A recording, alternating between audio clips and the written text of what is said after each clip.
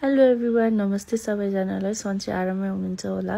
यो जेनजीको आन्दोलनपछि हामीहरू सबैजना अलिकति नर्मल वेमा आइसकेपछि मैले चाहिँ आज यो खल्पी हाल्नको लागि काँक्रो लिएर आएको छु र मैले साथसाथै खल्पीको लागि अर्को निबुवा पनि बिमिरो भन्छ, निबुवा पनि भन्दो रहेछ। सो त्यसलाई लिएर आएको छु। हेर्नुहोस् त, मैले मजाले यसलाई काटेर यसको गुदीहरू निकालिसकेर यसको बिहा चाहिँ मैले पछिलाई युज गर्न मिल्छ भनेर चाहिँ सुकाउनको लागि चाहिँ छुट्टै निकालेर एउटा भाँडामा राखेर मजाले पानीमा पखालेर चाहिँ यसलाई राखेको थिएँ। यसलाई चाहिँ हजुरहरूले यसरी कटिङ गर्न सक्नुहुन्छ। आफ्नो इच्छा अनुसारले यसरी मजाले कटिङ गरेर आफ्नो इच्छाले काटेर साइज पनि त्यही अनुसारले राख्न सक्नुहुन्छ। हेर्न सक्नुहुन्छ, मैले चाहिँ यो सबै काटिसकेर मजाले राखिसकेको छु सुकाउनको लागि। यो चाहिँ छतमा लगेर राखेको थिएँ। सो हजुरहरूले हेर्न सक्नुहुन्छ, यो चाहिँ यतिको ड्राई भइसकेको छ। यो निबुवाको चाहिँ मैले पछि यो दानाहरू चाहिँ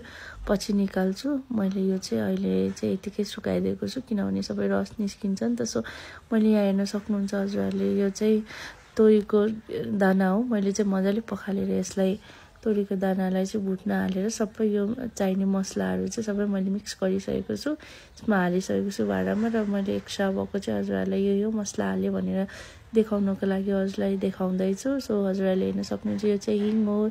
हिङ पनि एड गर्न सक्नुहुन्छ टेस्टको लागि। हिङले चाहिँ अलिकति राम्रो बास्ना पनि दिन्छ। सो मैले चाहिँ यसमा धुलो खुर्सानी पनि हालेछु। यसलाई चाहिँ मैले आफैले पिसेर राखेको धुलो खुर्सानी हो। त्यो चाहिँ घरमै तोरीको तेल मजाले तताएर यसमा चाहिँ मेथी फुराएर हजुरहरूले हेर्न सक्नुहुन्छ, मैले यति चाहिने जति तेल हालेर यसलाई मिच्नको लागि मजाले हालिसकेँ। सो हजुरहरूले पनि यसरी नै बनाउन सक्नुहुन्छ। यो चाहिँ मैले मसलाहरू हालेर एकचोटि मजाले मिचिसकेको छु। हेर्नुहोस् त, यस्तो राम्रो टेक्सचर देखिरहेको छ। हजुरहरूले देखिरहनु भएको छ, एकदमै हेर्दै खाम लाग्ने मिठो देखिएको छ। सो मैले चाहिँ यसमा बट्टामा हाल्नको लागि यो रेडी गर्दैछु।